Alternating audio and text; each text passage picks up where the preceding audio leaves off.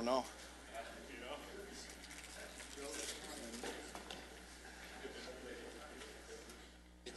Breast cancer. I didn't have that. Okay.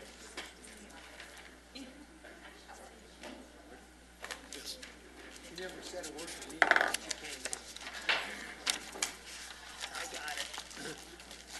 She's been letting me know about that for the last week or two.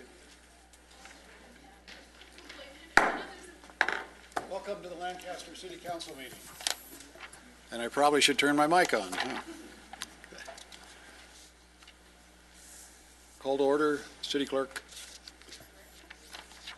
Council Member, Agency Director, Authority Member Johnson. Present. Mann. Present. Smith. Here. Vice Mayor, Vice Chair Christ. Present. Mayor Chair Paris. Here. We have a quorum. Thank you.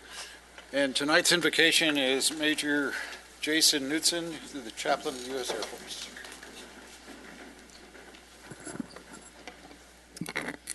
I invite you to pray with me.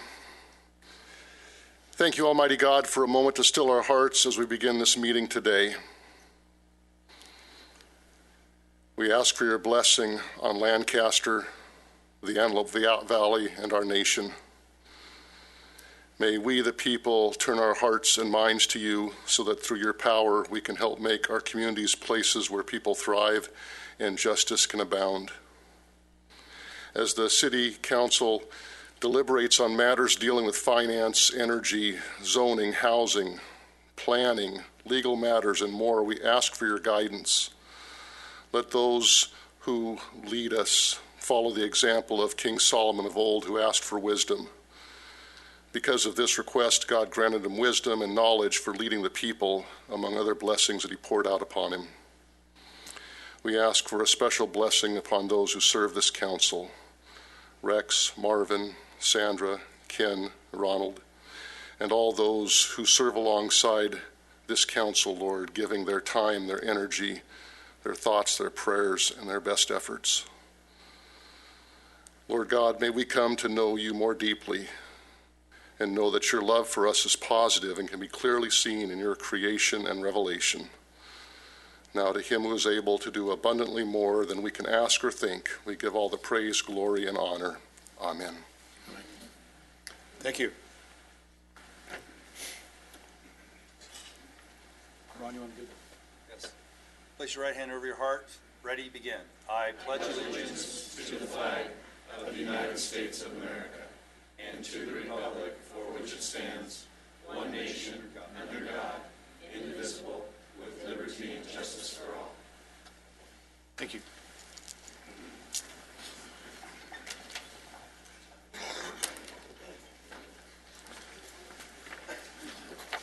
Okay, we have one presentation. This is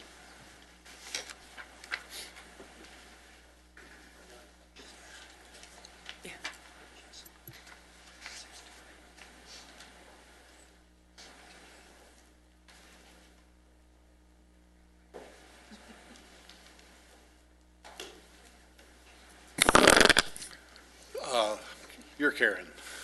Come on down. This is Karen Ventura. Jay Duke from the Boys and Girls Club.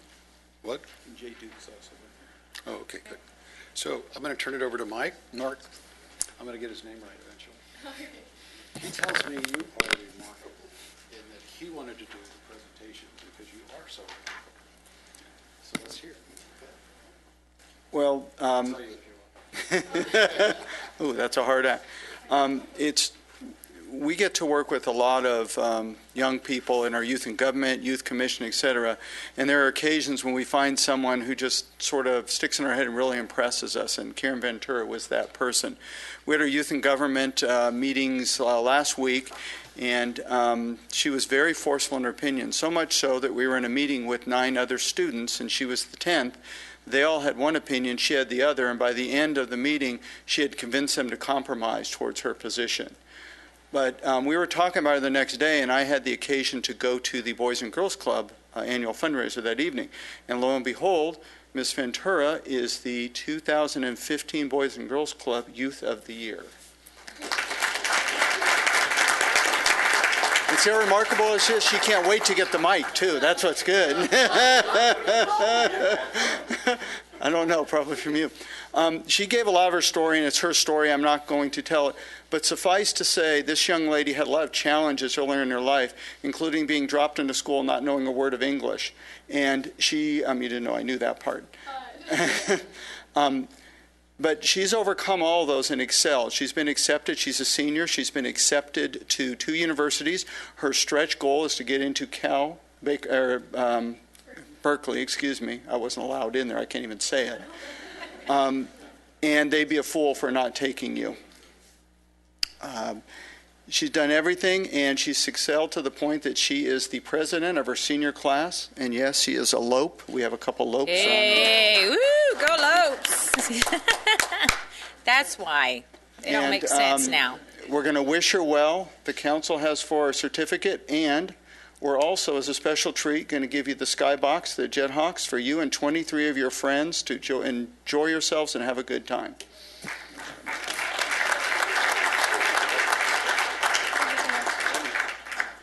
I'll let you talk in a minute. Oh, sorry. Now, they told me the scholarship fund's out of money, but I'll borrow some from Marvin, and you get $1,000. Okay?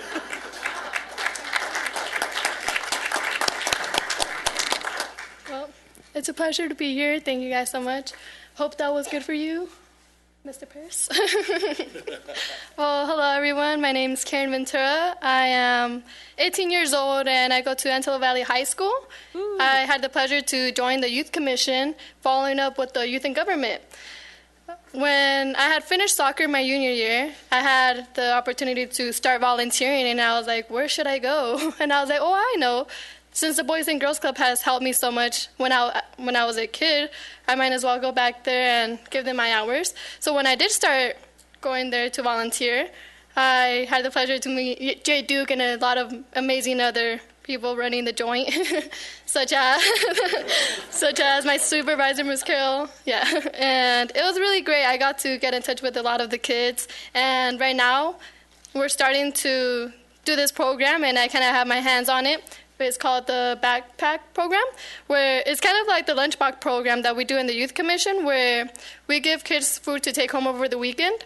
Say a lot of kids come to school, they eat, they go to the Boys and Girls Club, they eat, but yet when they go to home, the parents already, or foster parents, they think that they had already eaten, but they are still hungry, but yet they don't eat. So therefore, we're taking it under consideration, and I'm trying to start this program called the Backpack Program, not only in the Youth Commission, but as well in the youth of the Boys and Girls Club.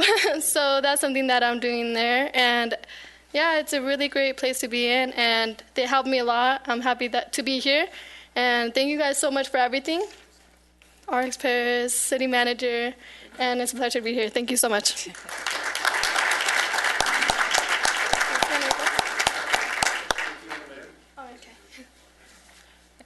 And Mayor, if I may add to that, Karen, since you're such an inspiration, and without a doubt you're a Lopes, that in itself speaks so highly, and you're a wonderful role model, female role model at that. There it is. The University of Antelope Valley would like to donate the food for you at the Skybox for you and the 23 guests also. Okay?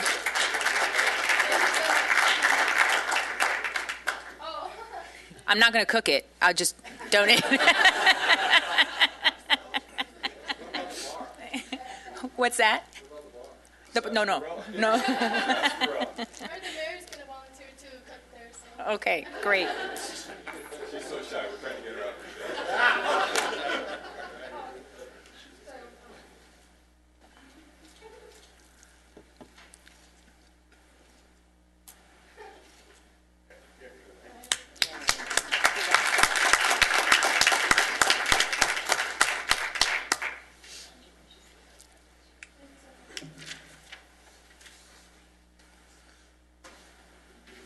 That's how the Lopes represent. We could keep going. Oh, yawn. That's how the Lopes do it. You can hear Marvin already grumbling. I need that Falcon help. Yes. Okay, any items to be removed? No, sir, but you will have to pull the CC4 because there was 3 of you with conflicts. Okay, We're not there yet. yeah. Is there a motion to approve the minutes? So moved. Second. Let's vote. It works, good. Announce the vote. Oh, unanimous? Okay, we're pulling CC4, anything else? CC2?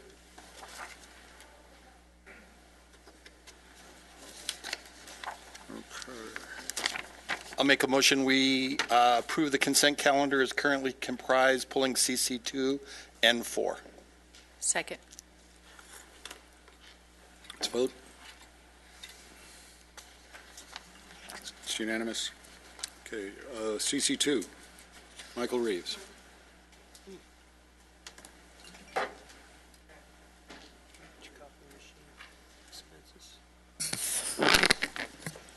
Mayor Paris, council, staff, ladies and gentlemen. I requested from the city clerk's office this week a total of the funds that the city spends to support the animal shelter on Avenue I. I never got the information back, but that's okay because tonight on our check register it shows that the city is paying $36,501.30 for animal care, and it's dated December 14th.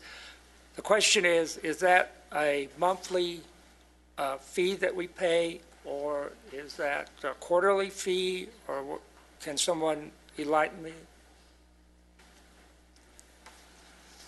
Mr. Reeves did put in a public information request, which he will get within the deadline. We just haven't gotten to it yet. That is the monthly bill for that service. Okay, The thank you. amount varies by month. Thank you very much. Because on the non-agenda part of the meeting, I have a proposal, and I will discuss this with my proposal at the end of the meeting. Thank you very much. Motion to approve CC2. I'll second that. Let's vote. Oops, mine was wrong. I pushed the wrong one. Sorry. Let's vote again. That's a lope. It's unanimous. Actually, she was thinking of you, Marvin, and threw her way off. Okay, CC4, I have a conflict for the reasons stated at the last meeting. I lost the vote for this, Straw. the straws, yeah. So I'm going to vote under the rule of necessity, and And Councilmember Mann and Councilmember Johnson need to each re-announce their conflicts and then step out of the room. And Right. Mayor Paris, if you can announce your conflict again, So too, my please. intent is to recuse myself because of the property. I have property that is in the downtown area on Beach Avenue and Cedar. And I have property on Sierra Highway and Avenue J. And Mayor Paris, my understanding is you have property at J and 10th. is that the only one inside it? I believe so.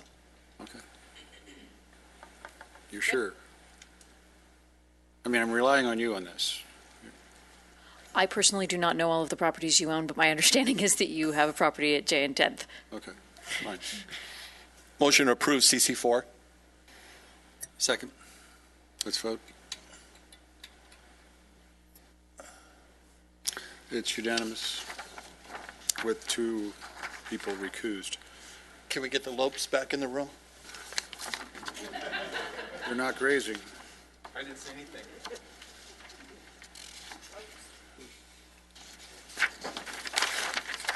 It's that influence, Marvin. On the freedom of information, when they ask for how much we paid for the animal, we actually put staff on pulling that out? Why can't we just give them the check register? Well, we do. Allison could explain it better, but we don't have to create information. We have to provide information that we have readily available. We have to provide documents that we have. We do not have to create new documents. So what we do is we provide documents that exist. Okay, so it's not consuming a lot of staff time? I don't believe that one consumed much, if any. Okay, Yeah. good. Is there a better way that he could have asked for the information? It's You can look in the budget. The budget's online, which shows the annual expenditure, projected expenditure in 3 years of annual history of spending on that particular line item, or the warrant register. Thank you. Okay, let's move on to PH1, Lancaster Choice Energy Customer Power Rates. Oh, doesn't say that. Oh, open the public hearing. It does say that. Does this also tell me how to vote? No. Go on. No. It is my distinct pleasure to introduce this item. I'm going to introduce Jason, who's going to give an overview, Jason Cottle, and Barbara Boswell, our finance director, along with Pacific Energy Advisors, who's going to talk about rates and recommendations. And I want to sincerely and publicly acknowledge the stellar work of both Jason and Barbara in leading this team up and this effort up for the city. It's a big team effort, but every team needs a leader, and they've done a great job. This is a proud day for the city of Lancaster, and it sets us up for the future. I'm going to address two quick things that we've heard in the public and talked about in staff. One is, why aren't others doing this? We'll be the first city in the state of California and only the third CCA. And the second one, as we bandied about, what's the catch? The second one's easy. There is no catch. What's before you today is a very good and proven business model in terms of providing energy to ratepayers. It's proven sustainable business model, as evidenced by Southern California Edison, Pacific Gas and Electric, and all the others that do it. The question of why not others is a little more difficult, but it's again, I think it's fairly obvious. Someone is always first, and people don't like to be first because there's a better chance of failure when you're first. But in 2008, I've had the pleasure of working with Mayor Paris, Ron Smith, Ken Manson's then, shortly after that, Mark Christ, and Sandra Johnson. And one of my biggest takeaways from this council is this council is not paralyzed by the risk, but looks at the benefits of being and rewards of being first. And there are benefits and rewards. You know, as I'm sure Neil Armstrong and the second guy who walked on the moon can tell you, being first is important. But it also provides benefits. In 5 years, many cities are going to have CCAs. But by being first, our residents and businesses, and you'll hear today, are going to realize the savings and opportunities long before virtually all of the other residents, except for 2 counties in Northern California, in the state of California. It's important for our residents from this presentation and our business to understand this is a good business for the city and it's good public policy. I could not be prouder to be part of this city on this day because I think that we are really changing the course of this city for the next several years. With that, it's my pleasure to introduce our very bright Deputy City Manager, Jason Cottle. Thank you, Mark. Mayor, I must first start with an apology. At a meeting a month ago or so, I was a little wishy-washy on the answer when you pressed of whether the citizens were going to save money with this program. Today, I can tell you with the recommendation and your approval that the citizens of this city will save money. At least 3% for every citizen and every business, and for 19,000 households, they'll be saving up to 15% on their electricity charges. So today I can unequivocally say that that is a guarantee. We have accomplished your goal.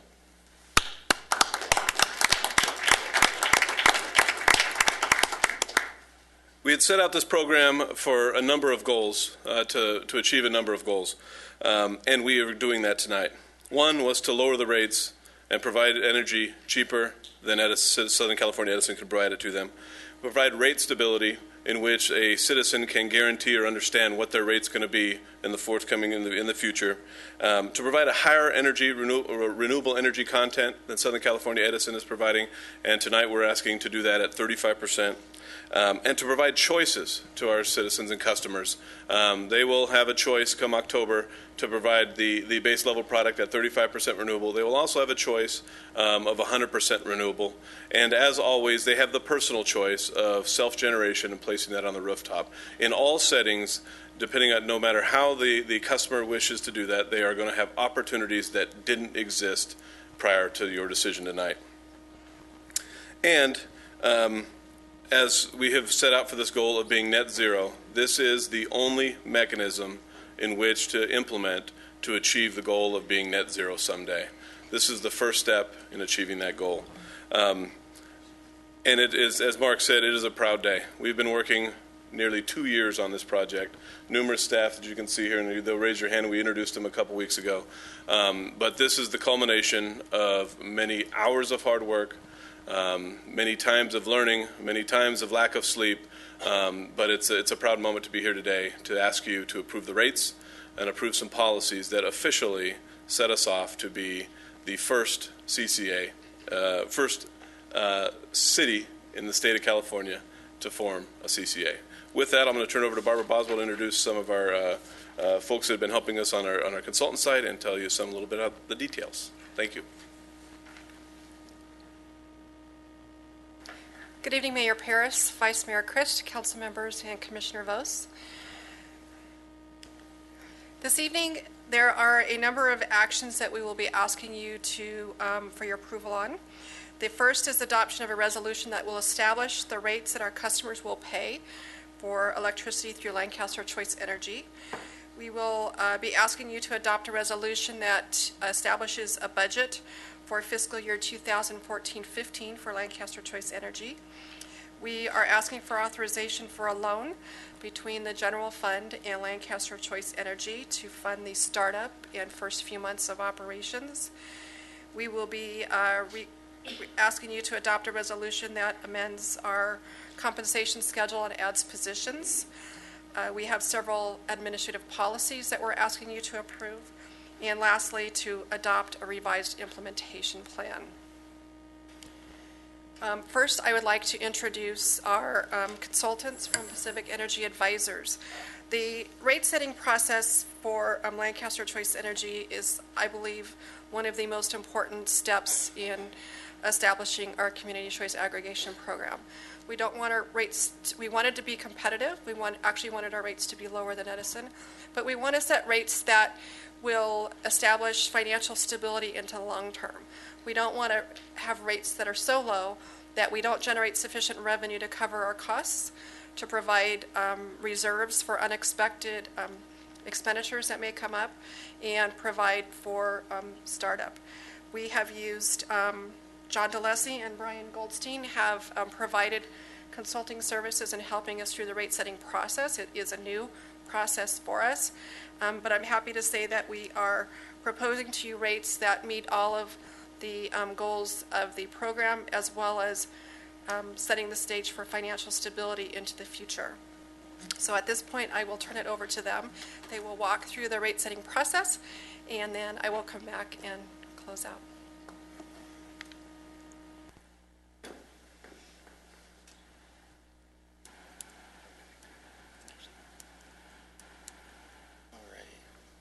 Well, good afternoon, Mayor Paris, Vice Mayor Chris, and council members. I'm Brian Goldstein with Pacific Energy Advisors. Let me first start off and say it's been a pleasure working with your team here. I mean, Barbara, Mark, it's just been amazing. It's amazing what's been accomplished in 3 months, what some entities take over a year to accomplish. So I absolutely tip my cap off to the team. It's been a great pleasure to work with them. So going forward here on the presentation, just some highlights on rate setting here. Edison offers in this territory 76 different rates. And what we try to do here is boil that down to something that was more transparent and easier for customers to understand. So we have adopted here 19 different rates to offer to customers. So the next slide I'll kind of talk about a little more what that means and the comparisons and why that's beneficial for those customers. And by adopting those schedules, we really mirrored the existing Edison schedules, because it's a lot easier to tell a customer what you're going to save under an LCE rate versus an Edison if you can compare apples to apples, essentially. The other big piece here is, the second to last bullet is total revenue generated. It's kind of a juggling act of, be able to offer competitive rates, but still generate enough revenue to cover your costs and to, have a surplus, essentially. So we've estimated, when the program is full-scale operational, $43.3 million in revenue from LCE itself as an entity. What does that mean for LCE customers? That means $2.7 million in savings collectively per year, and that it relates to about 5.5% off of Edison rates. So pretty significant savings. It's a great story to be able to come in off the bat and already offer prices that are less than Edison's. So what were kind of the objectives of rate setting? These are I would say, the 6 main rate setting objectives. Revenue sufficiency, like I mentioned, generate enough revenue to cover your costs. Rate competitiveness to essentially offer rates to attract customers, to retain those customers. And I think the goal is essentially over time to have 100% of Lancaster citizens being a part of LCE program essentially. Rate stability. Edison and a lot of the utilities change rates multiple times throughout the year, and the greatest thing of the rate setting here at Lancaster is to do an annual process of rate setting. So the customer knows what rate they're locked into annually, and nothing changes on them. That is definitely a benefit of this program. Equity among customers, it's deciding which customers pay more or less depending upon their usage. So that's calculated into this. Customer understanding, like I said, comparing apples to apples, that is crucial. That is key to be able to say you will save X because of these reasons. And then efficiency, it's promoting rates that are structured in a way to promote reducing consumption. So is it a time of use type of rate? Is it a tiered rate? So if certain times of the day I want to shift my consumption to save money and essentially reduce my consumption at certain hours. So there's kind of the big objectives of rate setting. And then the last bullet here is through the revenues generated with the rates that have been proposed, there will be a $4.6 million annual surplus for the program. And that essentially covers a fund of a 10% operating reserve as well as a financial stability reserve. So that's another great part of what's been accomplished through these rates that have been proposed. This is a visual here. I won't spend too much time, but it kind of slices and dices the service territory within Lancaster. You have on the left pie chart the service accounts, and as you can see, it's almost 90% residential. So a big residential load associated with Lancaster, but then if you look at the revenue, so kind of the usage times the prices to those classes, you see residential now accounts for 60% of the revenues. You see the commercial, the medium, the large, the small, they account for more of the revenue because there's more usage by those customers, even though there's less of them essentially. And then the table at the bottom here breaks out, by rate groups, what is the consumption and what is the revenue associated with that. So we use the 2016-17 fiscal year because that will be the first real year of full operation for LCE. And then this last table here is just a good visual to better understand the savings for certain customers. So we've done some kind of comparisons for different customers out there, and if you can see on an annual basis, it's an order of magnitude. For a residential customer, less usage, your savings annual will be less. They're still there. But for your larger customers, more dollars, more savings. It's real. It can be reinvested. It can be put elsewhere to work. So all around, it's a great story. And with that said, that's kind of the high points of the presentation and rate setting. And I think I now open it up to any questions potentially. Any questions? Okay, great. Thank you so much for your time. Welcome.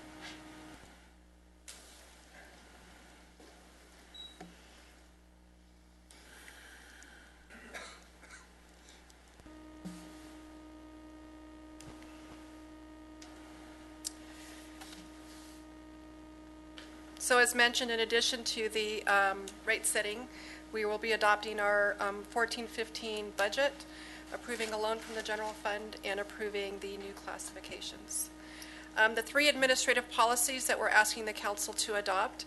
The first is a required policy that's a prohibition against dissemination of untrue or misleading information. We also need to establish a collections and write-off policy, and then a rate setting and rate stabilization policy, which basically says that we will review rates annually and that we will set rates that are sufficient to cover our expenses, establish sufficient reserves, and that they will be adjusted by CPI, a combination of CPI and the change in the cost of energy per year. Our implementation plan is being revised to reflect the new phasing. We are now, instead of having 3 phases, 2 phases. The first phase is customer municipal accounts coming online in May. with all other accounts coming in October of 2015. It also includes now will include the final adopted rate schedule. And that closes out the presentation, and we are all here happy to answer whatever questions that you may have. I have a question for Jason. Jason, you want to touch base on the exit fee? Yes, correct. We weren't specific in the exit fee. The savings that we had mentioned and identified includes what is called an exit fee, or they call it a PCIA charge, but it's an exit fee charged by Southern California Edison. So the savings that you'll see up there, the 3% that I talked about for most customers and the 15%, and as PEA mentioned, the 5.5% over the total, that includes that includes a cost that Edison is going to charge the customer on their bill. So in essence, we have a base electric charge. Edison will charge the exit fee, which will show up on the bill, and then the savings is on top of that. So the exit fee, in essence, if we didn't have that exit fee, the customer would be saving 15%. So as I mentioned, that 19,000 of our households will be saving 15%. That's a result of them not being charged that exit fee, and those are the members that are on the CARES program. So you guys have done a wonderful job, and in the entire staff, but you've reduced the rates up to 15%. That's my understanding. And then after Edison tacks on their exit fee, it can go down to as low as 3%. Yes, I wish I would have explained it that way. That's much simpler. Thank you. Yeah. So are we contacting our state representatives to see if they can deal with that exit fee? I think there's a couple things that we need to do in the future. That's one of them. We obviously want to get started first. That is the regulatory environment we live in now, so the rates need to be based on that. So that's kind of our first hurdle. As we mature in this organization, that is going to be one of the first things we need to identify is why does this exist? Is it fair? Is it fair to the customer? And how do we get it removed? And that's going to be a process over a period of time that we need to understand. Well, as the city attorney looked at you have an enabling statute for this. Did it provide for an exit fee? Yes, the CPUC. This is a fee the CPUC approves. Imagine that. So on your chart, it shows that it's Lancaster versus Southern California Edison, and it's not actually Lancaster versus Southern California Edison. We're partnering with Edison on all of this, and the problems that we have are with the PUC. That's correct. Well, the PUC approves that rate. Edison is the beneficiary of that rate, but yes, PUC does approve that rate. And to add to that, Edison is a partner in this. From a citizen standpoint, the citizen will see no difference in their electric bill. Edison's going to be reading the meter. Edison's going to be or if a pole gets knocked down and the power goes out, Edison will be handling that. You'll be still paying your bill to Southern California Edison. All of this is seamless to the customer. So it is a partnership, and we are just having to provide the energy to Edison deliver to you. And you will receive a bill from Edison still. You will receive a bill from Edison, and that's the only bill you receive still. Right. So question, we briefly touched upon this.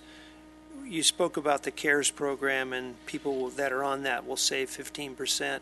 What's your estimate of how many people that are in Lancaster that's going to get that benefit of the 15% savings? We have approximately 42,000 residential customers.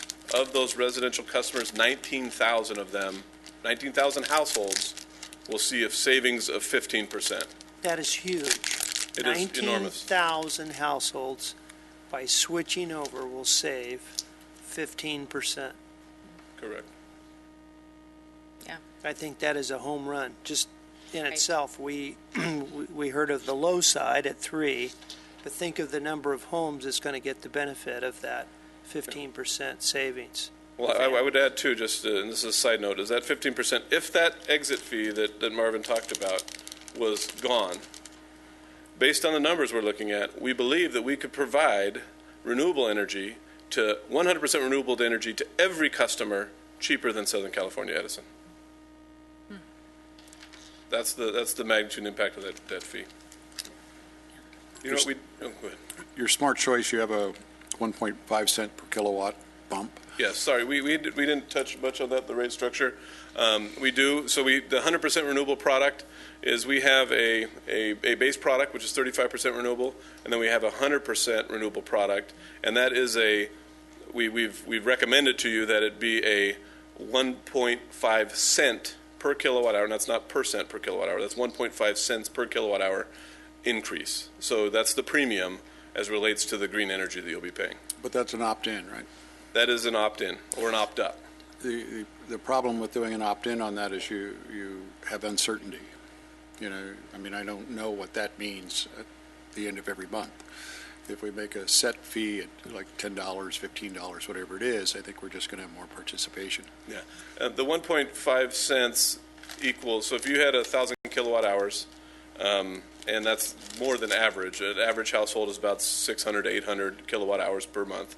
If you added, so you had 1,000, you're a high user, you added the 1.5 cents per kilowatt hour, it's about $15 a month. So yeah, it's much easier to understand as it relates to $15 a month than it is to relate to 1.5 cents per kilowatt hour. That's correct. So are we setting rates now? You're setting rates now, today. So how do we fix that now? You could, if the rest of the rates are acceptable, you could move the rest of the rates and amend that particular portion to, instead of being 1.5 cents, to be a flat rate of $10. Okay. All right. Any other more questions? No, I just think that, again, as we've been saying, round of applause to all of you. This is truly making history, and to hear the gentleman say that we did something in 3 months that usually takes a year just shows how we like to move forward and move forward fast. I think that, as our Vice Mayor said, that's definitely something we want to look into in the future with the PUC to see about that exit fee. Without a doubt, that would be another help for us citizens. But to know that the minimum is 3% savings, that 3% makes a big difference for some of us families, for most of us families, I should say. But thank you very much. Great work. Yeah, one last thing, if I could, Rex. And those rates were based on SEE's, a comparison to SEE's current rates. That's correct. And we don't want to forget that they already have on the table 2 rate proposals, hikes? That's correct. They have before the PUC additional rate increases, yes. We didn't compare the current rate that we're recommending to you tonight. No, because they're the not future real. rates, Because they're not real yet. They're not real yet. But yes, we anticipate, if history is the guide, in the last 2 years, Edison has changed their rates. Right. At least 10 times in 2 years. At Tier 2 in residential, it was up 40% over the last 2 years. So Okay. If history is the guide, their increases are going to be tracking greater than our increases. And our rates will be set for a year. Our rates will be set for a year. And they will be set by the City Council. Right. And so, might be a little bit aggressive to say that, well, at least the takeaway for everybody here that's a citizen of Lancaster, they're going to get this savings now. We already have got that in effect at a minimum of 3%. And if those rate hikes took place with Southern California Edison, if you choose not to opt in, then that gap could be even greater. Might be a good advertising theme in the future for those that decide that they didn't want to move on that one, huh? Right. Might be. Yes. So just to clarify again, when is it that we can volunteer to be part of this program? In March, we're going to be, I'm sorry, in May. In May, we're going to be rolling in municipal accounts. At that point, we have a select group that's going to be the beta testers, that we have an opportunity in each rate class to test our back office processes. She can opt in now. There you go. We can opt in now? Yes. We're confirming that with the Fair Political Practices Commission to make sure it's not a conflict issue for any of you to opt in early. I bet. No straws on this one? Right. Wait a minute, I thought it was an If opt-out. the city attorney says it's okay, you can opt in early. Okay. I thought it was an opt-out. No, well, it is an opt-out setting, but before we enroll everybody, we're going to do a positive enrollment. So you can want to be part of it. You can positively enroll, but that's not your opt-in. So then in May we'll have the municipal accounts and positive enrollees. That means people they elect to join before their time. In October, everybody will be rolled in, and at that point it's an opt-out, so they'll automatically be in. So in any case, you don't have to opt in unless you want to do it early, which we've talked about those opportunities. So if we're not able to do it early, May, meaning we would be in October, is You'd that be correct? automatically enrolled I'm just in October. looking forward to saving at least 3% on my electricity bill is why I'm trying to rush this. Everybody will be enrolled in October of 2015, and they need do nothing. Okay. Just pay their bill. Thank you. And we can make this available to other cities, right? There are, Marin and Sonoma have formed JPAs in which they can do this for other cities. This is going to be, as a result of our success, something that every city in Southern California Edison territory should do. And So we are the only one city who's done it before, so. We're going to be the only city in LA County offering these rates, right?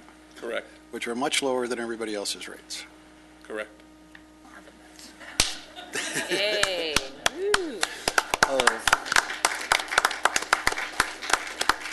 That really is phenomenal. I would like you to bring up your staff that worked on this. Understand what they did. None of these folks had any idea about how to run a power company or create a power company or to do any of this. And they figured it out, and they met with people, they researched it, and I mean, it's nothing other than unbelievable. I mean, normally how you would have to do this is decide you want to do it and then hire a company to come in and do it for you at an enormous cost. You guys just did it. I mean, what are you going to do tomorrow? that is just so fabulous. I mean, think about that. I mean, they didn't have any experience in doing this, you know? I mean, they run cities, you know? They fix roads. Yeah. Wow. Can you introduce your staff? Wait a minute, I'm not done. I really can't tell you how proud I am of being the mayor of this city because of you folks. It's just, because I get to see it. I get to see how it evolved. I get to see how it started from, I mean, it just takes my breath away. Thank you. Okay. Now you want to introduce your staff? Yes, I will. Okay. Important to note, too, is every one of these folks has families, too. They go home every night, and they sacrifice their family, they sacrifice their time, they sacrifice their energy, and that's something to be said as well. Kathy Wells, Heather Swan, Shannon Dow, and Kathy DeFalco. And, of course,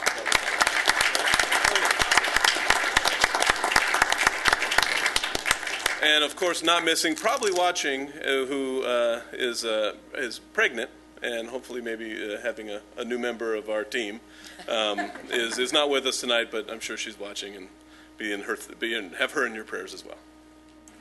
Monique Edwards. So, what? Delivery is an excuse not to be here? That might be the only one. I think that's the only one us women use. Everything else is no excuse, right? Here we go. It's the only thing they let me off for. Okay, thank you. Jason Zink is the speaker card.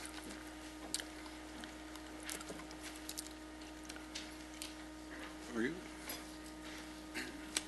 No, I'd like to congratulate the city, and I think it's a positive thing for the Antelope Valley. In fact, it's kind of my idea what I wanted to do with the Antelope Valley Community Service District, which you could also have a utility district, and take over the whole Antelope Valley and give it to all Antelope Valley citizens. So maybe this is a first step towards that goal.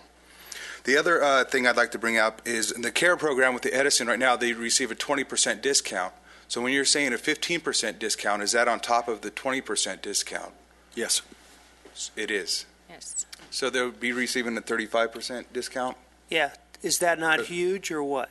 Yeah, that's huge. But that wasn't stated, so that's awesome. Also, so you guys aren't going to run the efficiency program that Edison does with the gas company then, in doing all the homes and stuff? And the other question I have is, are we going to have the operators I guess everything's still run by Edison, so we can't have the operators here in Lancaster. I know your son Josh, he worked for Edison, now he's working for Waste Management. Because every time I call down there in downtown LA, and I'm thinking, why can't those people that are paying $10 a square foot live up here in Antelope Valley, live here since we're already paying for them, and fill up the Bank of America building at $1 a square foot? You know, so I was thinking of that, and they could buy a house and stuff. So maybe you could work on that too. Maybe Josh could lead that with his connections. No. That's your job. Oh. That's what the realtors should be doing. I mean, seriously, we shouldn't have one vacant building because it makes so much sense to have most of the people in those $10 square foot buildings don't see anybody but each other. It's not a client situation. You know, that's where they work. And if we could just get those decision makers to understand, they'd be happier up here. They'd own their own house up here. They wouldn't spend 2 hours getting to work up here. I mean, it just makes so much sense to do that, but that is your job. Or his job.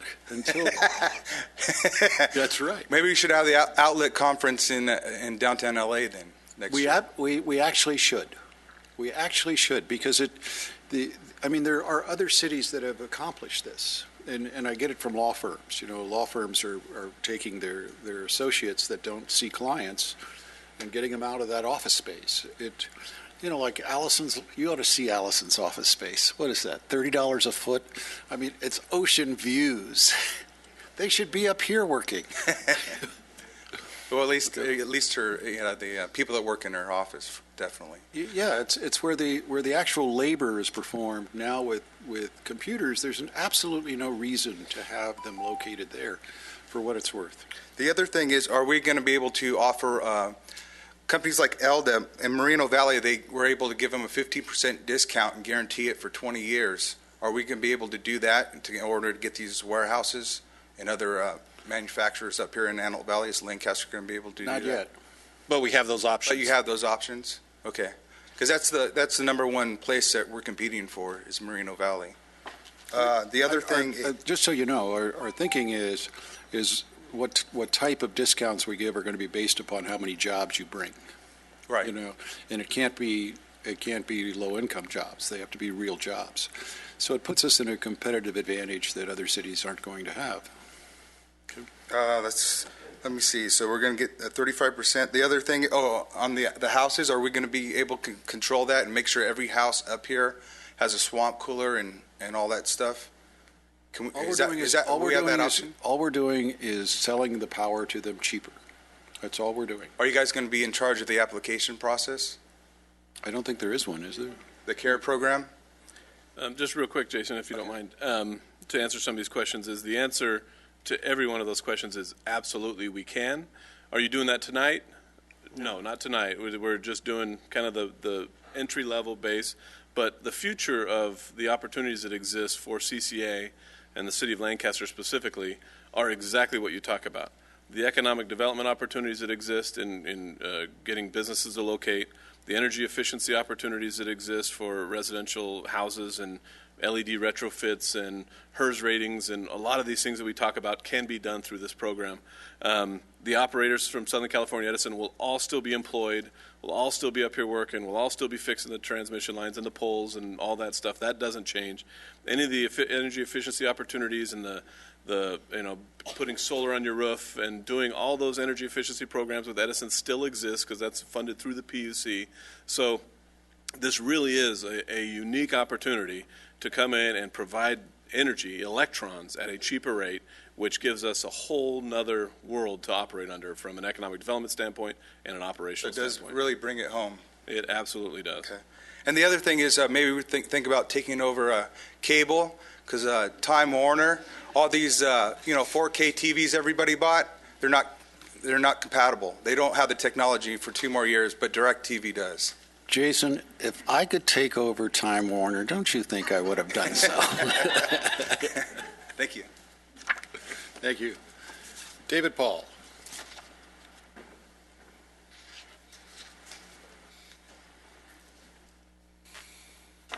Mr. Mayor, Vice Mayor, and Council, good evening. It's a wonderful, historic night. I was glad about what you said, Mayor and Councilwoman Johnson.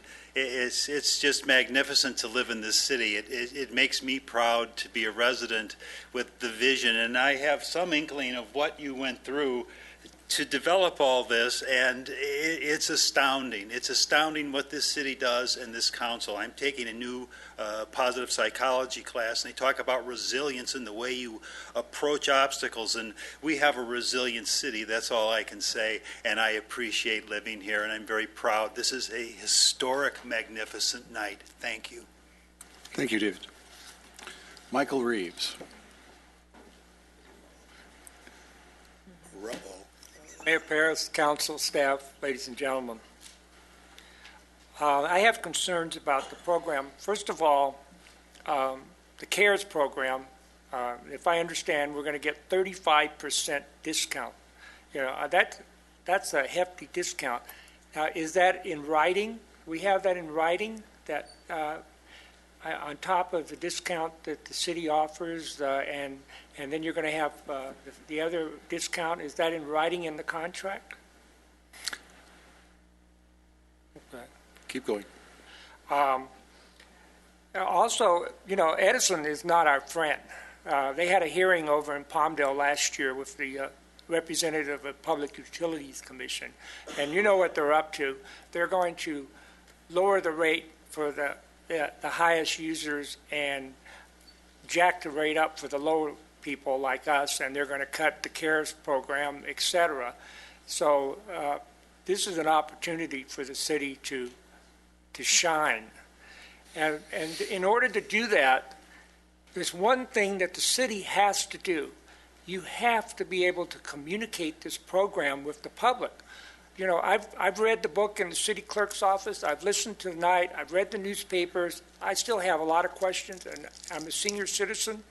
You're going to have a call center with real people that can explain this to the ordinary citizens of Lancaster, what this program is and how it may benefit them. If we go ahead and send out flyers and newspaper stuff and we get up here and talk all night, it isn't going to do it. When I call Marvin Christ up at night and say, Marvin, how is this going to improve my life? You know, I want a response. You know, I don't want to have a voicemail say, well, you know, your caller number 97, and we'll get back to you, and you never get back to me. So I'm going to say, the heck with it. I'm going to stay with Edison. As bad as they are, I'm going to stay with Edison. Number one, you got to communicate the program. And another thing that Ken brought up is, you know, like the gas prices, they all went down, and everybody went down, and the gas prices went up, and everybody went up.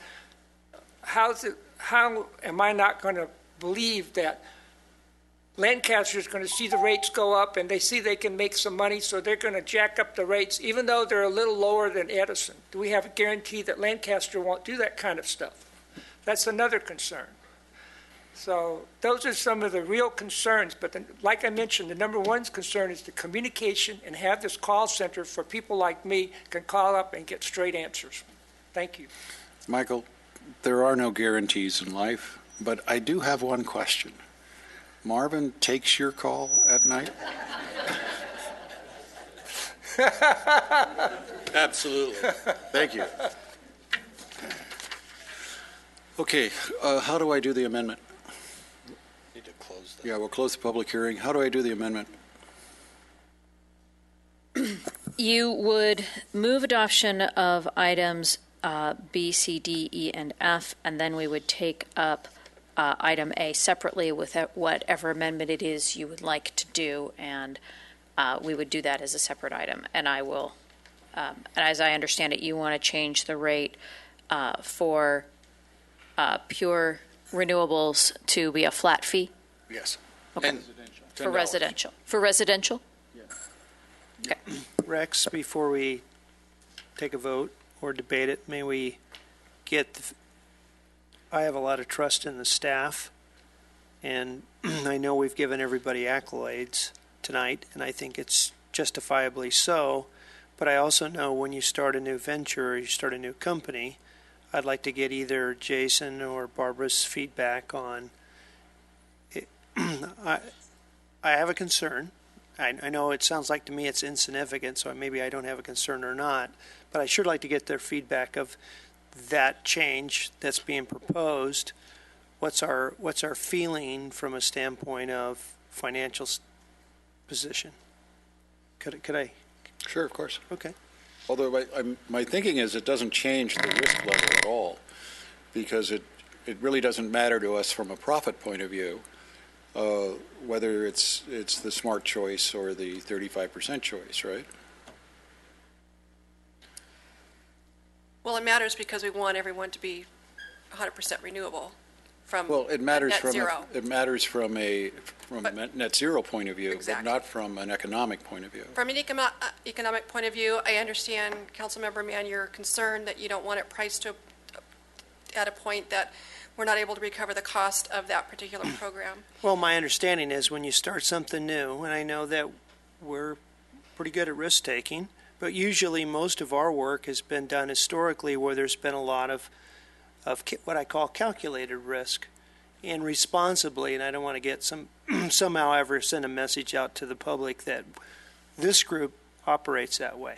You know, we talk about risk, but we're usually pretty clear about the outcome. Yep. And I know that, and we're setting rates tonight for 1 year. That's correct. So I was just want to make sure that there's some clarity before I vote. Based on what we see as the average usage in an average household and the cost of the 100% renewable product, I'd be very comfortable that at $10 a flat monthly fee that it would cover costs and we wouldn't be creating a strain on the business. Okay. For residential, yes, Okay. for residential. But let's look at it. Don't we have, it's between, the consumption is between 600 and 1,000 for most residents. Yes. So that number was. So the number at $10 would reduce that amount. So if you're consuming over 1,000, it promotes more consumption. This is on top of, though, their I understand basic what it's rate. on top of. So they'd still But if we be left it paying- at 1.1 instead of a flat fee, the flat fee would be less to the majority of people. I mean, the 1.5 cents would be less money to the majority of I think people. that's what we're Could trying be. to get. Which one is Yeah. less? Yeah, I'm trying to establish here. No, well, that's maybe what you're trying to get. But what we're actually trying to get is more people opting in for 100% renewable. Are they more likely to opt in at a set fee rather than an uncertain fee that's based upon kilowatts? Okay. I mean, to me, that's the choice. Yeah. I mean, Well, I it seems feel obvious, comfortable. it seems Actually- obvious to me that my wife is not going to opt in if she doesn't know exactly what it's going to be to the penny. That's just the way she is, and I suspect that's the way most of the people that are running households are. So I can say our consultants do have some experience in these two different costing methodologies, and they are seeing success in the flat monthly rate methodology. Is that accurate?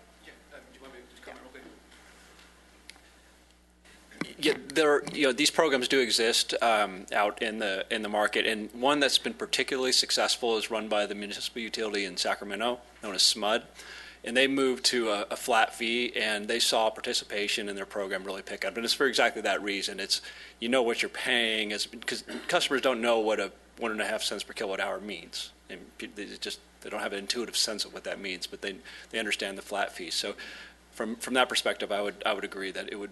My expectation would be to increase participation in the program. Okay. Thank you, Rex. You good with that? Yes, thank you very much. Okay, good. Okay, is there a motion on? Need to close the public hearing. Oh, I thought I already closed the public hearing. You did. He did. Sorry. Yeah. You're no longer part of the public.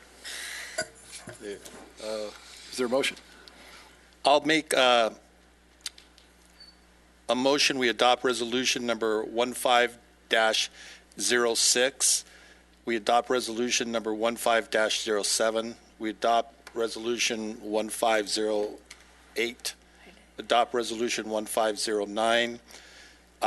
We adopt the administrative policies and we adopt the revised implementation plan. Implementation.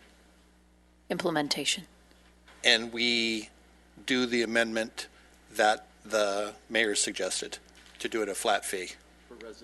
For residential. May I state the amendment so that it's clear for the record as I understand it? Sure. Okay.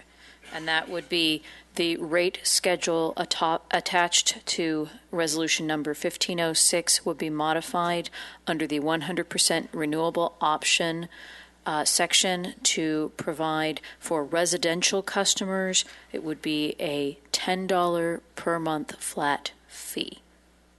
Okay. Is that the intent? Correct. Okay. I will second that then. Let's vote.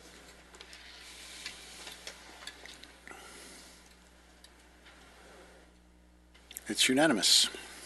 Passes.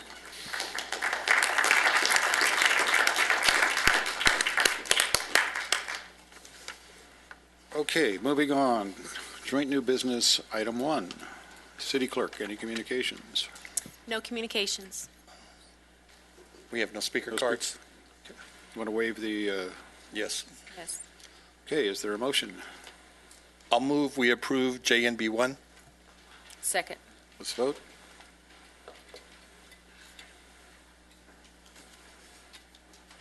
Passes unanimously. New business, item 1. City Clerk, No communications. any cards? No speaker cards. Let's waive the report. Is there a motion? You want to do that? Oh, no. Thank you. Now, this is the other thing that's really cool. So, who's presenting? Okay, good. We're not really reporting, we're bragging on this one. This one.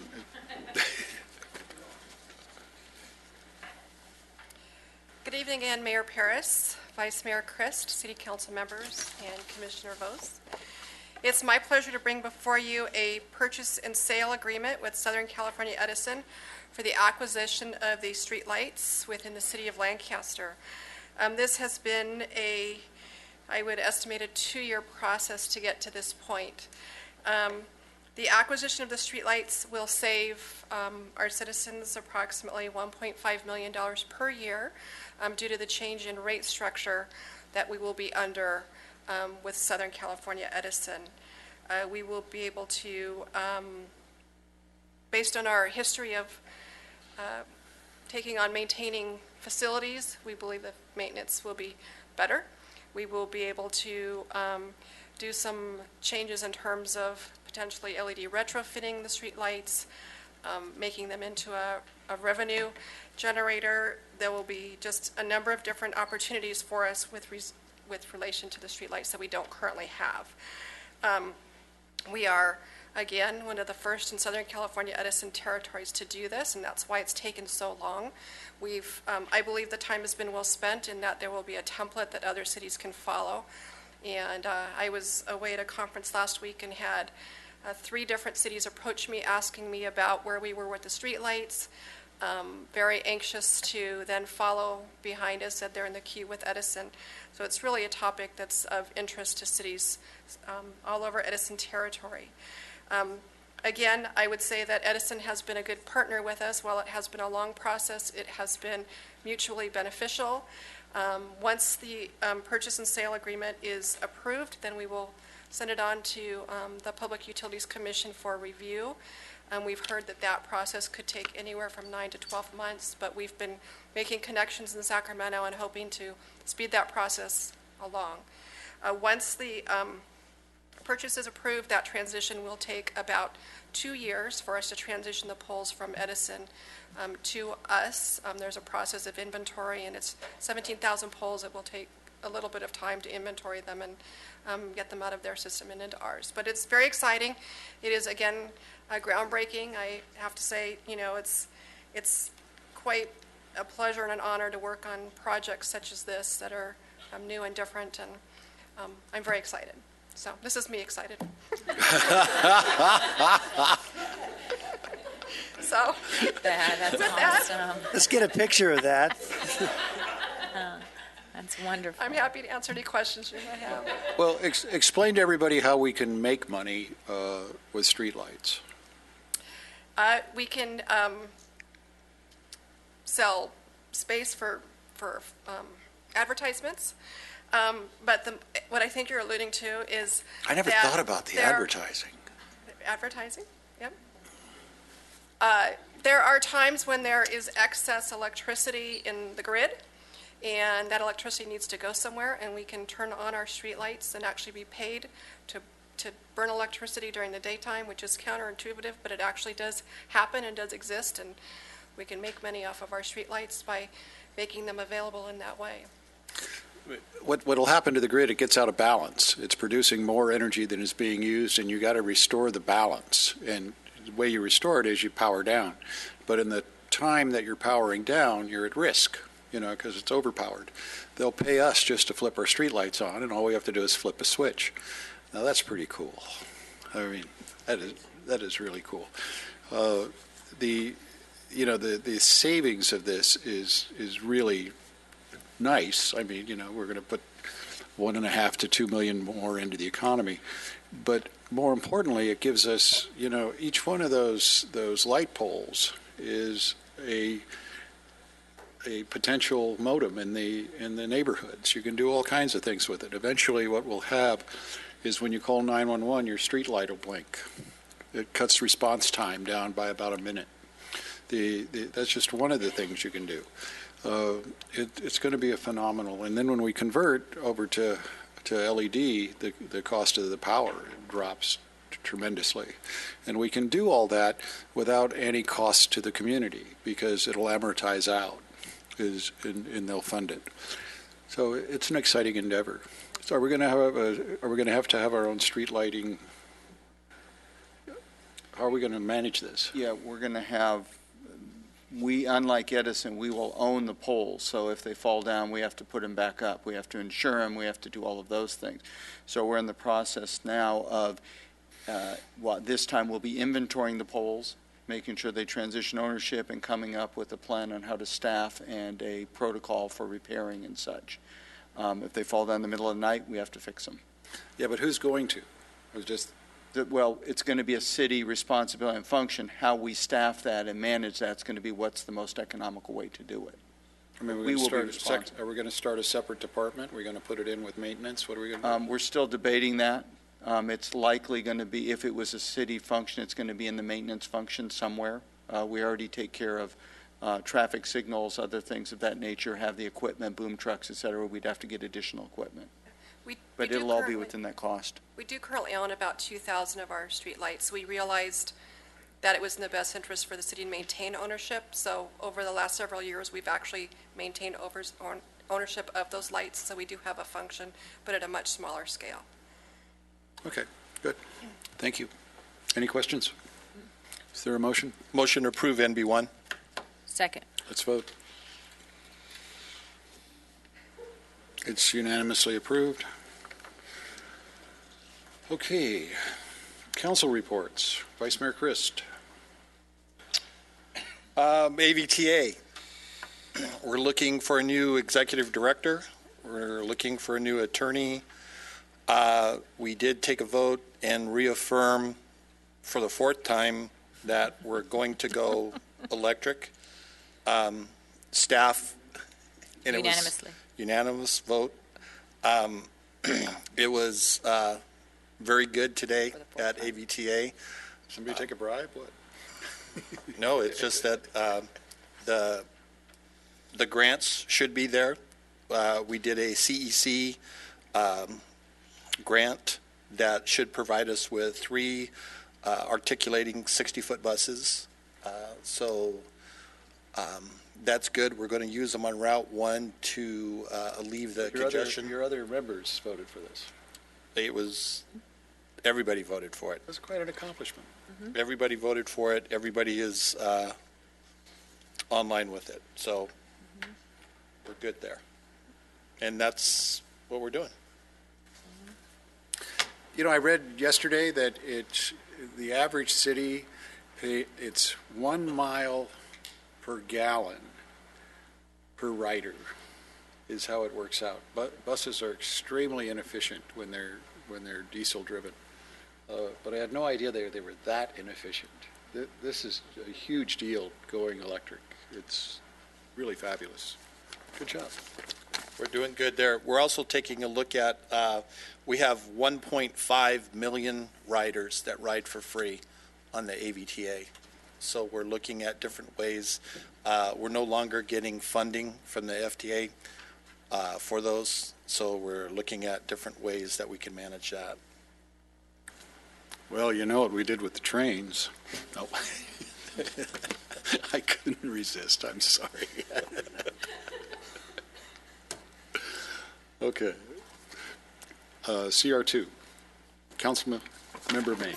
Yes, tomorrow is an opportunity for me to go to Whittier and consummate the refunding of the bonds so that we can come back in April to establish the new rates for which will be the 2015-16 year. And I do want to let you know I had another meeting again today, and speaking to the finance director, I was over emphatic that I believe the sanitation district has a responsibility to educate large users, business owners in our district in ways to diminish that tax burden. And so in April, when it comes before us, I'm going to urge the other sitting member that usually participates for us to put that in the budget this next year, because I think we have a responsibility. And I think that historically, it's my opinion, and I think maybe I have Jason's and Mark's both concurrence here, that I think that the Sand District, the staff has been more operating, keeping us in the dark, as opposed to educating us about rates and fees and how that's structured. And that's going to be one of my new goals for this upcoming year, is to see if we can't. I found out I think they made a mistake. They made a presentation about how they're spending all this money on marketing about the sanitation districts, and I kind of thought, well, wait a minute, they're not doing anything up here. And so why don't we take those dollars and we'll partition them out, and for at least our area, we will take an aggressive role to try to do some education and see if we can't bring just another way to bring those rates down. And then lastly, we have staff members now looking into how the rates are structured, because it is my belief and Mark and Jason's that potentially there's still some, and Barbara's, that potentially there's some, beyond this fall, some more reductions in the horizon. And so that's my goal, and I voiced that opinion again in front of several people today.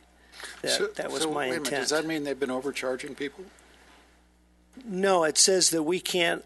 I haven't been able to put my finger, Rex, on how they have the rates, how they've got it portioned out to support the payoff of the bond.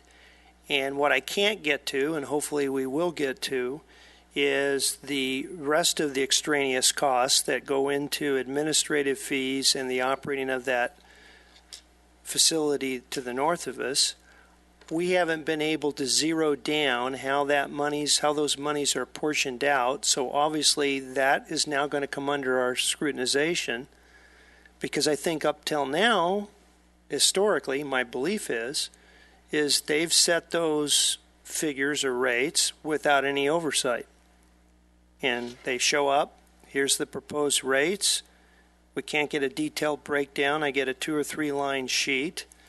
And my intent is to micromanage all the way down to the very last penny to make sure that nobody's paying any more than's necessary to provide service, responsibly take care of the plant, and pay off that bond. And so that may hurt some feelings. Today I told somebody we might have to think outside the box. I'm not interested in what is being done in the other 22 sanitation districts. And again, we were told today that we are the second highest payer in LA County. And part of it has to do with the age of the facility out here, which I understand.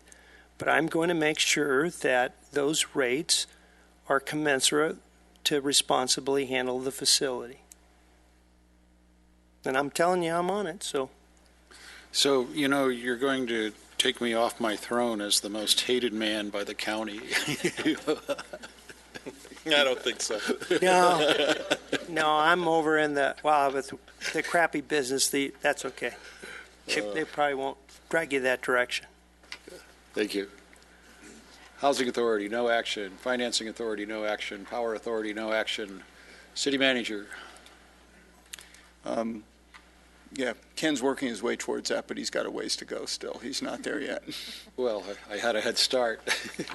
You had a start and you cut a wide swath, so I think that he's got a couple more years. But he is, I will say, and Jason and I had the opportunity to meet with Ken and staff today, it is a very thankless position, and Ken has not given up. In fact, he's pushed him pretty good, so I think we're going to get more information than we've ever gotten. Just two things. We have the board of... Do we see a rebate in our future? Well, I think that we need to look at, it's been an agency, in my opinion only, that no one's really had oversight over to see where the money's going and how it is. It's sort of, I don't want to say a red flag, but when you see an agency with $2 billion in reserves, yet they're issuing debt, that's something that you want to at least look at and say, why are you doing that? What are those $2 billion in reserves for? So that's just one example. And there could be an explanation for it, but as of yet, we haven't gotten that. Yeah, I don't think, Rex, Mayor, if I may say, I don't think I'm any more, and I was emphatic at the last meeting with him, and I said, you know, I get paid to support and help businesses be financially stable and viable. And I said, I'm pretty good at reading financial statements. That's what I get paid to do. And I said, there's just not a sense of clarity. I've had Barbara with me, I've had Mark with me, and Jason, so I'm not alone on this. I don't think that they're any more intelligent than I am about where some of those dollars are going, and we haven't. And I don't think that they're used to being scrutinized. I think, unfortunately, I think there's just historically been people that they show up, they throw out a number, it's voted on, and it goes into action, and then that expense is passed on to the public. Are you smelling a rat? It's looking like it may be a very well-funded agency, and I think Jason said it well today, and when we were all talking in the meeting, is that they don't have a predisposition to drive rates down. Their goals are otherwise. If you had that same amount of revenue coming in and balance sheet, a healthy balance sheet, you might look at how do we leverage that to bring the rates down, and we just don't think that's where their goals are. So to me, I get the sense it's indifferent to what we just did tonight by taking on the lighting district and by forming our own power authority to control power provided in the city of Lancaster. I don't think, it's my belief, now I could be proven wrong, and I may get there and find out that there's nothing there. But my sense is when you can't take a budget and break it down in its essence and line item, you know, that's one of the brilliance of Barbara. Every year when we do the budget, it's clear to me when we walk out of the budget sessions, the planning, it's clear to me I know where the money's going. There's no question. And when you ask questions, there's almost like immediately there's an answer. And you can look and you can see that we're moving to running a very stable government here. And I don't get that sense with the Sand District. And to Mark's point, we've had to learn to be lean over the last 4 or 5 years to be viable. We haven't changed our hours. We continue to give great services. You take a look at how strong our parks program is and all the activities. And we've done that by being very conservative in managing every dollar. I'm not so for sure if that's taken place with the Sand District. Can we audit it? Do we have the authority to do that? Absolutely. They actually have to have their own audits to the information. We're trying to get the information. If we can get the information, for example, we asked and said each sewer unit is $490 a year per sewer unit. Show us where that money goes. How much of that debt? How much of that O&M? There's a separate connection fee that people pay to connect to the system. Where is that money going? What is that for? You know, is that going to that $2 billion reserve, and then should that go to pay it?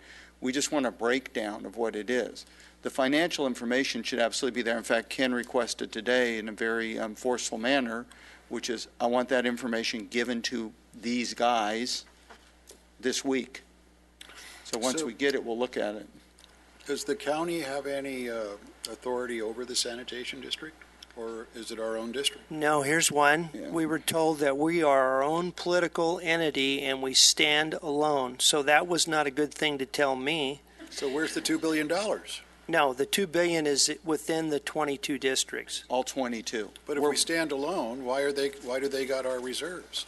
Well, that's what we need to find out. It's not clear enough in what they're showing, where the reserves come from, what they're for, what are they set for, which district are they for. I mean, they're supposed to have all that, and they may. We just haven't gotten it. Allison, let us know, make sure everybody gets a memo. Do we stand alone? Right?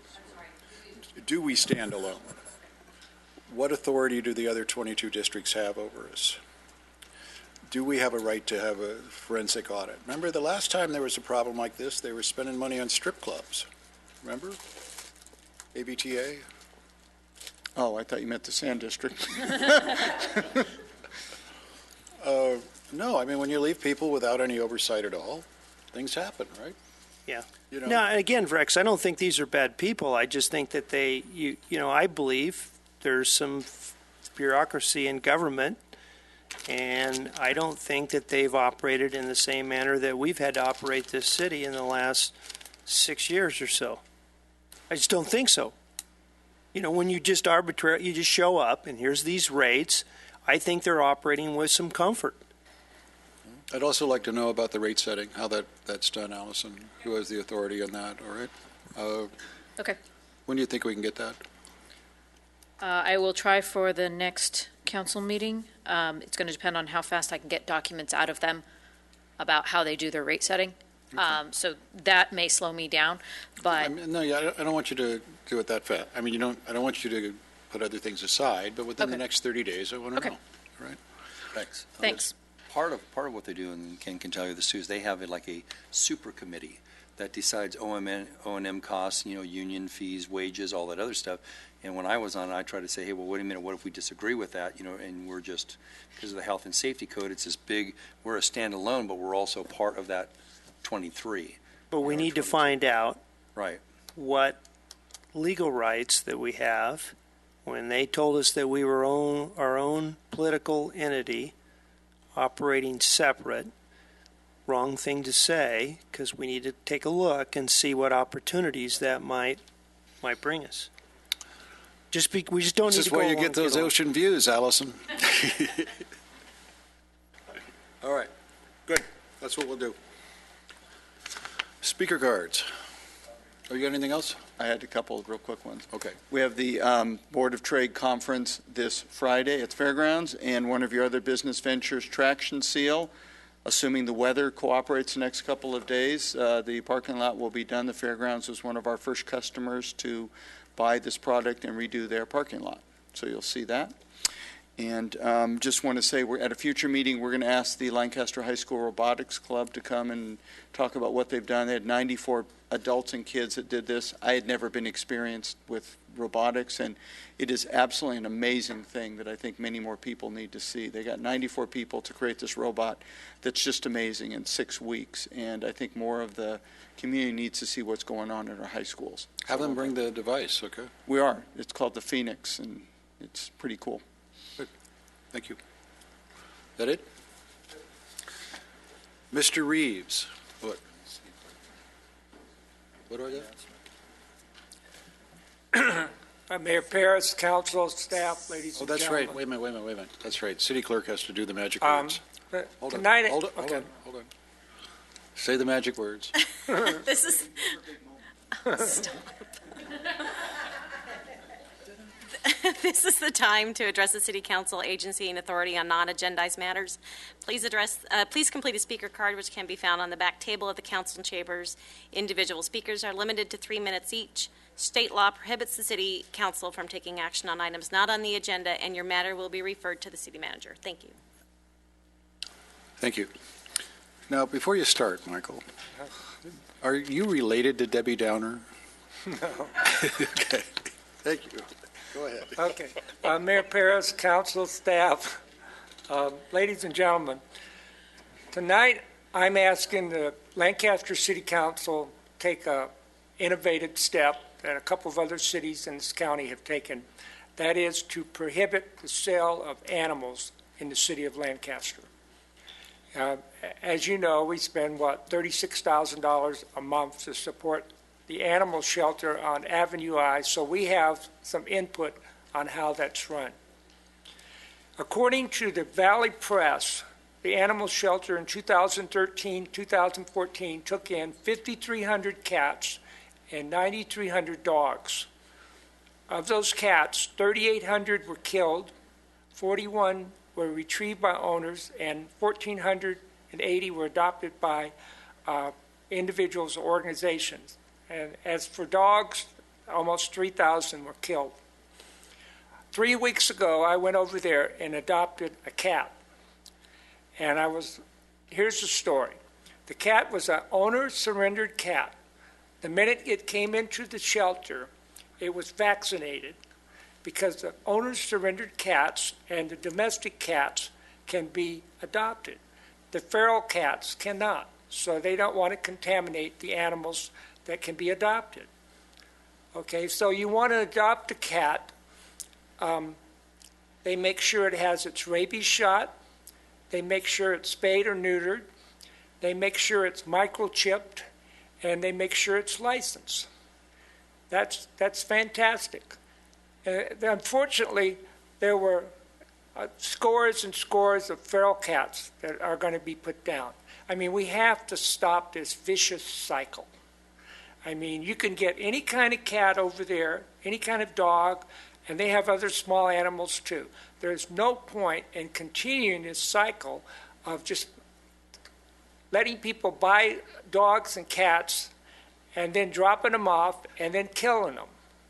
You know, I love animals. I really do. And all my animals have been adopted. They either been stray or owner surrendered.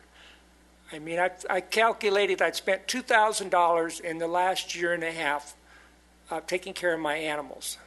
I mean, I will eat cereal and milk in order to buy food for my animal when it's sick. That's how much they mean to me. And I would like the city of Lancaster to step up to the plate, like a couple other cities in this county, and say no more slaughter of animals. If you want an animal, you go to the animal shelter, you can get an animal, and when it comes out of there, it's all ready to go, and we won't perpetuate this slaughter of innocent animals. Thank you. Thank you, Michael. Fran, come on down.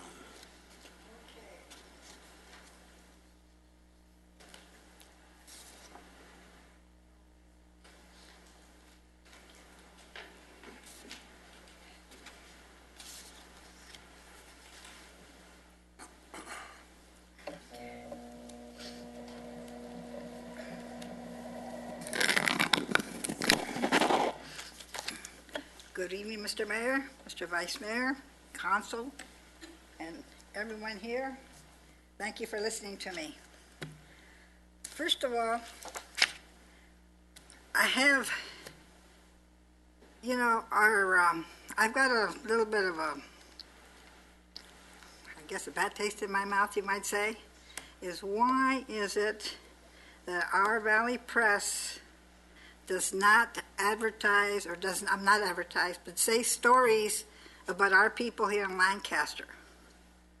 You read the paper and it's on average, about 85-90% is Palmdale.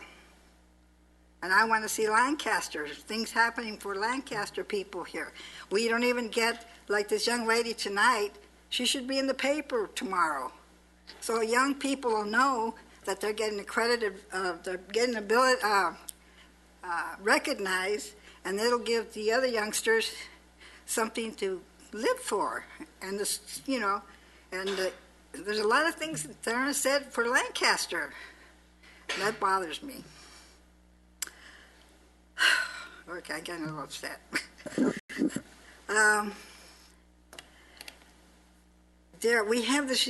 We always have a reporter here. I don't see her today, and I never see what's going on in the paper tomorrow about what was actually done or said. I know it's televised, but a lot of people don't watch it because they don't know it's on television. And I'd like to see more of that action in the paper. My next thing is, if I may bring this up, I have here, and I want to, this is to Mr. Menendez, what he brought up last time about decrepit people. I tried to eat those words, but I am 72 years old, and I do not consider myself decrepit. Okay? Me either. And I want to read it to him personally. Decrepit, weakened, worn out, impaired, or broken down by old age. Now, oh shoot. Anyway. He should be stoned. But the thing of it is, you know, a lot of us, a lot of my friends that I talked to that heard this, they got really upset because a lot of them are striving to be good human beings and doing the best they can with what they have left in life to do. I am one of the lucky ones that I have a lot of strength left, and I've got to let it get up and go. And then I had some other things to talk. Real quick, can I say about the painting lines on where you keep for the disabled? Slow down. It's okay. You got time. The disabled crossings, you know, you have in the corners, the ramps. Yeah. And since I've been seeing so much in the news about people in their power chairs and so forth getting hit and so forth, and what I've noticed that on our streets, you have lines, but they're only part way and not all the way through. And then some of the ramps don't even have any white lines for us to cross on. But there's one that I've seen a lot of people don't even stop for us. And there's one on Jackman and Date, which is a disabled ramp. And this happened to me. I was coming from church, and there was cars parked. And, of course, I had to be very super careful. I put up my stick over here to wave it out. But there's, you know, if something happens, I'm going to be liable, even though it's supposed to be, I'm not within white lines legally. I would have to go to the corners, and those are down the street half a block. And I should like to have somebody check that particular one out, okay? We'll look at that, okay? Most of the corners don't have them all the way through. Well, a lot of the corners aren't going to, you know, simply because all of the curbs have to have handicap access. That doesn't mean there's a crosswalk there. It does it? No, they're not. They're two separate things. You know, there's the imaginary crosswalk at every intersection. Isn't that how DMV calls it? Right. But they only paint a crosswalk under certain circumstances and certain traffic counts. Okay. So what happens to us if we're crossing that particular point and there's no, I mean, what is our legal You were coming home from church, right? Well, thank God. But what about other people? You know, the people don't stop for us. Well, you know, I understand that. So what can we do? Well, hopefully, actually, we have reduced speeds tremendously. The number of injury accidents in this city have dropped dramatically. How do I know? Sort of have a business in that, But it really is. It's a much safer city. But crosswalks aren't going to do that, unless they reach the traffic counts. It's just a balancing of where we spend the money,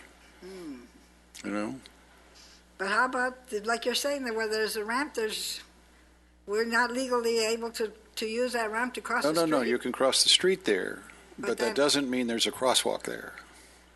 But does that mean if somebody hits me, am I in my legal space? If somebody hits you, you come see me. I probably won't be. I'll be up there, I hope. Okay. Okay? Thank you very much. Thank you for asking. God bless you all. Fran, to address your concerns with the Valley Press, we did meet with them today, their editorial board. We met with them for a couple hours, and they did tell us that their writer is out sick tonight. So. But how about everything else in general? I mean, you turn every darn page in that paper. I think a lot of that is perception. Well, we got to do something about it. Okay, appreciate it. Thank you. No, you're on that list, and it's not a very good list right now. No, you gotta stew in your own juices for another 2 weeks. I mean, to say that in public about our senior citizens, I was horrified. No, you didn't put it as, no. Now, if you want to apologize profusely, you can, no explanation, just an apology. Let me get to that. Let me work up to that, man. No. It's up to Fran. What do you say, Fran? Anything short of an apology? Ambulatory people. Not to me, but to the public of all the senior citizens. I'm saying that I made a mistake in my lexicography. I don't like non-ambulatory people. And did you just say that? Yeah, Can we arrest him for that? Ambulatory and non-ambulatory people. You're done. Wait a minute. No, you can't say that in public. What is wrong with that? That you don't like non-ambulatory people? No, I didn't say I didn't like them. What'd you say? I said that I did not say I did not like them. Oh, okay. Is that what he said? That's not what you really said. What do you... Okay, so you're getting on my case, Mayor, but... All right. Give me... Thanks. I have... you being a judge, you know that people can defend themselves when they're being accused of... I don't know how you did that. I don't know how you seized that podium. That's never happened in 6 years. In 6 years, no one has accomplished what you've accomplished here tonight. But now you got to give it up, okay? She's going to turn that buzzer on. She started the clock. Speaking of that, Mayor, I've been usurped. The buses should run continuously, okay? And to make matters worse, I think that, not that I don't like them, that non-ambulatory people should have their own transportation system so that the people going back and forth to work can you mean separate but equal, right? Can have more speedy transportation. And no, I didn't say I did not like non-ambulatory people, Fran. I never said that. You didn't say you didn't like us. Okay, thank you. Thank you. Jason Zink, come down here. Take your spot. Ask her out on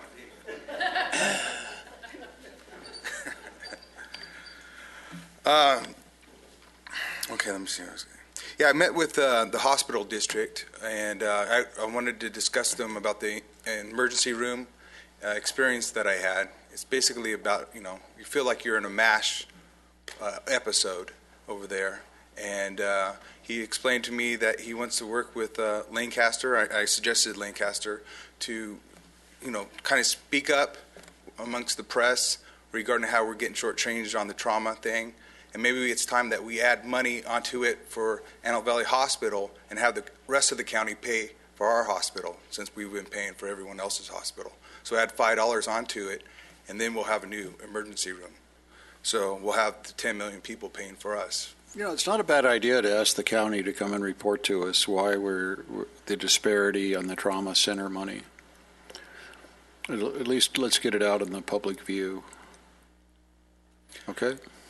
And the other thing is, we built a $140 million hospital here in Lancaster, but they're still sending all the patients to get MRIs down to Olive View or USC to do even simple operations besides the MRIs. Why can't we contract with a contractor up here that already does it? I mean, we should have already had an MRI machine in there, but why? See, here we are, poor people trying to get You mean the ambulatory unit? Huh? You mean at the MAC unit? Yeah.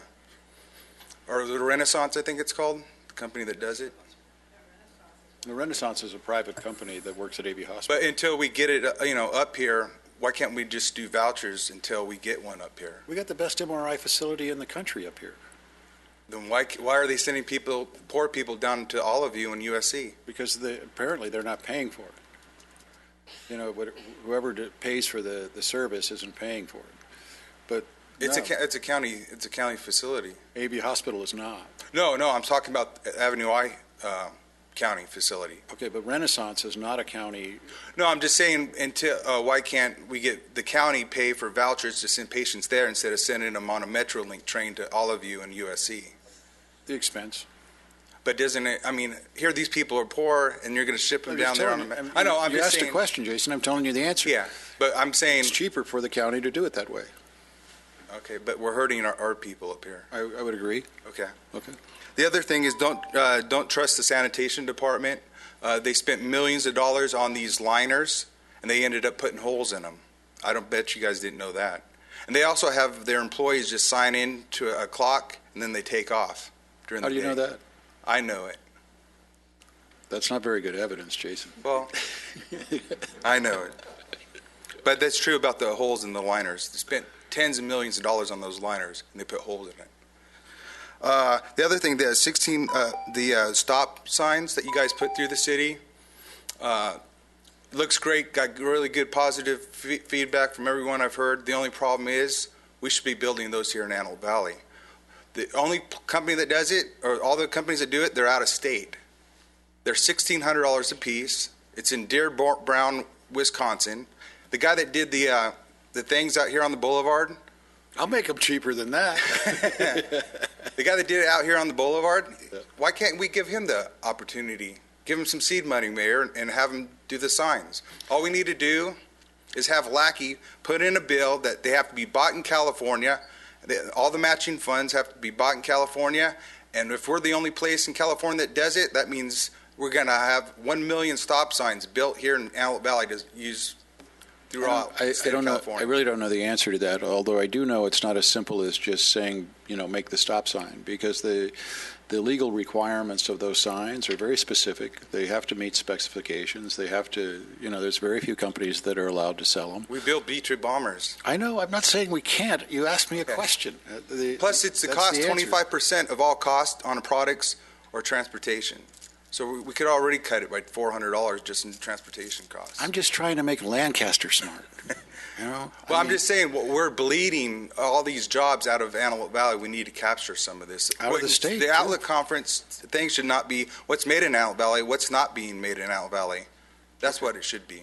Thank you, Jason. Well, the other thing. All right, one more thing. Okay, one more thing. The Metrolink, when you ride it, it's pretty trashy. Still? No, when you're driving by the outside, when you're looking out the windows, and through.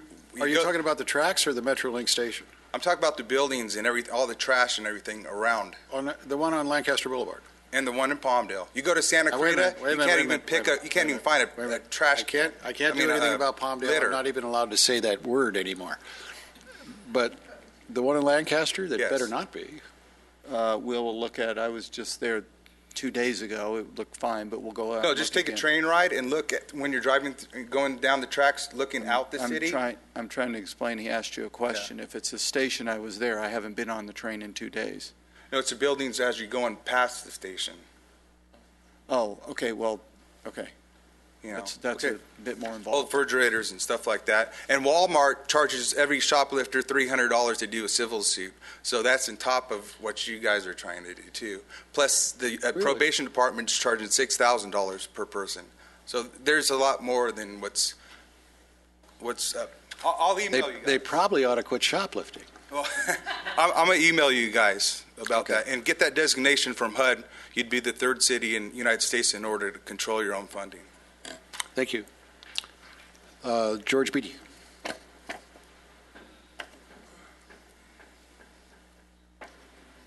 Haven't seen you in a while.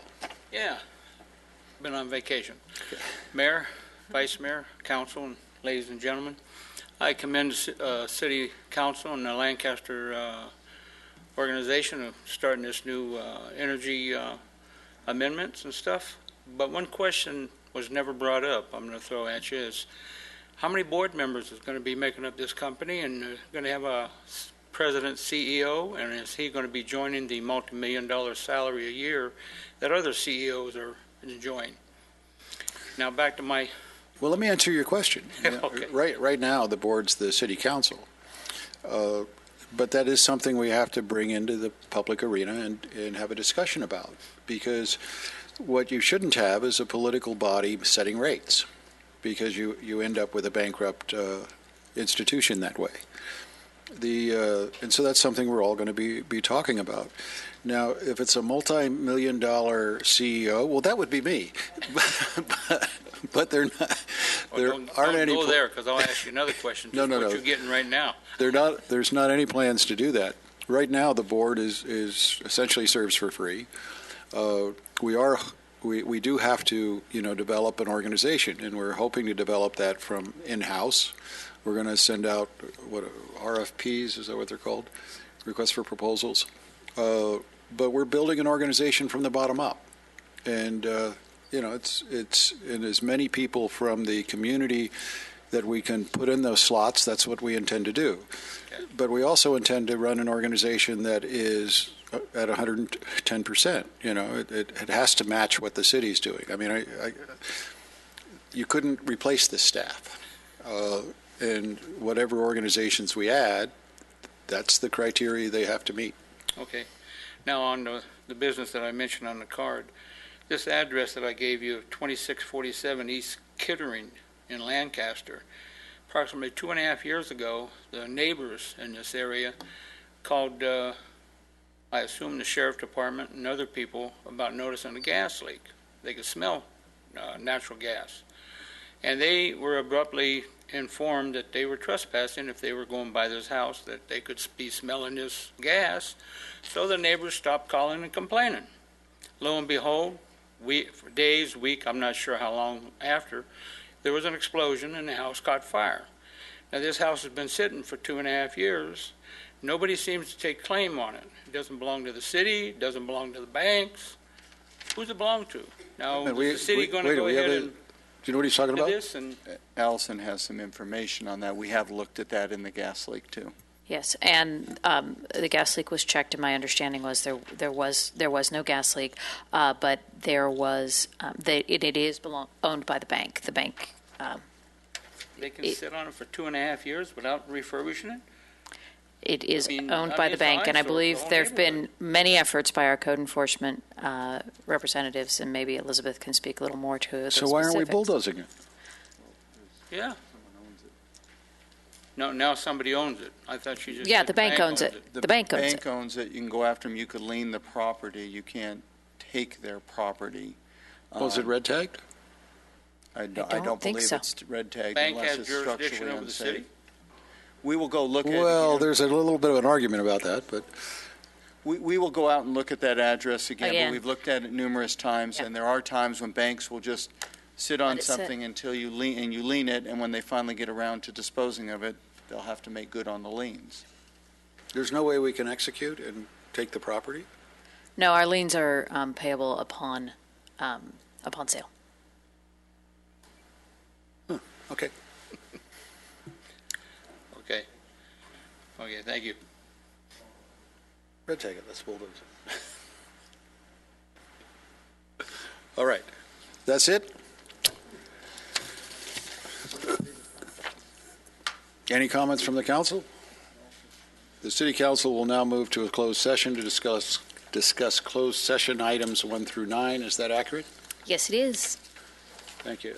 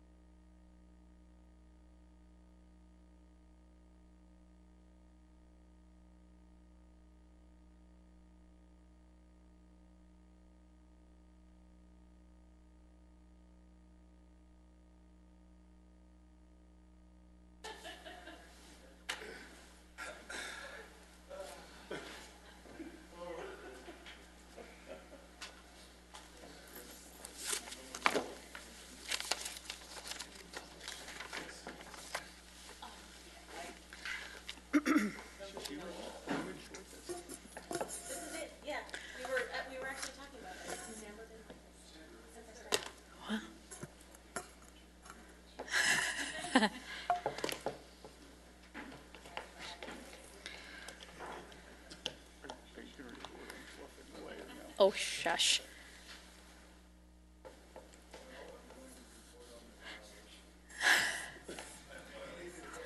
In closed session. Oh, reconvene. Reconvene. In closed session, the City Council gave direction to legal counsel regarding 2 items of anticipated litigation pursuant to item 1 on the agenda. No reportable action. The City Council meeting is adjourned until Tuesday, March 10, 2015 at 5 o'clock. Carol, I am coming home.